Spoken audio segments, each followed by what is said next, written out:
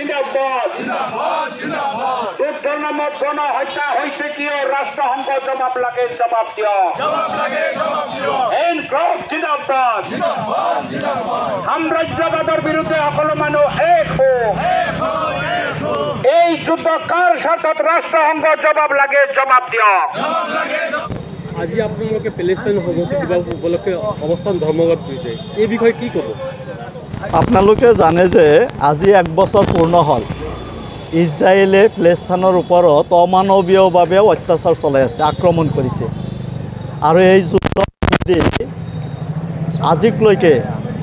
৪৭,০০০ মানুহ হত্যা কৰিছে ইজৰাইলে পেলেষ্টাইনত আৰু এই হত্যাৰ ৯০% হৈছে স্কুলৰ ছাত্ৰ ছাত্ৰী আৰু মেডিকেলত চিকিৎসা ল'বলৈ অহা বেমাৰীসকল ৰোগীসকল গতিকে এই আক্ৰমণত যুদ্ধৰ নামত এটা দেশৰ হাজাৰ হাজাৰ লক্ষাধিক মানুহক হত্যা কৰা আমাৰ পাৰ্টি ভাৰতৰ কমিউনিষ্ট পাৰ্টি মাৰ্ক্সবাদী আৰু দেশৰ অন্যান্য বামপন্থী দলসমূহে এই যুদ্ধক গৰিহণা জনাইছে এই যুদ্ধ আমি কোনো পৰ্যায়ে মানি ল'ব নোৱাৰোঁ যুদ্ধৰ নামেদি এটা দেশৰ প্ৰাকৃতিক সম্পদ ধ্বংস কৰা যুদ্ধৰ নামেদি হাজাৰ হাজাৰ নিৰপৰাধী মানুহক হত্যা কৰা এইটো অমানৱীয় কাম আৰু এই অমানৱীয় কামৰ ইন্ধন যোগাইছে আমেৰিকা সাম্ৰাজ্যবাদে তেলৰ ঘাটি দখল কৰাৰ নামেদিয়ে ইজৰাইলৰ জৰিয়তে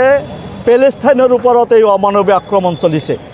আৰু উদ্বেগৰ বিষয়টো হৈছে পেলেষ্টাইনৰ এই আক্ৰমণৰ সময়ত আমি লক্ষ্য কৰিছোঁ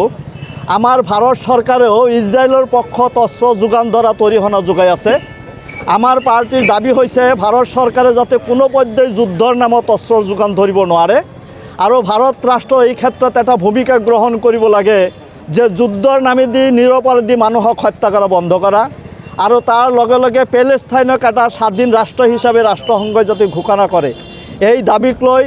সমগ্ৰ দেশখনতেই সমবেত হৈছোঁ ইয়াৰ ধিক্কাৰ জনোৱাৰ কাৰণে আৰু এই সংহতি দিৱস জ্ঞাপন কৰাৰ মাজেদি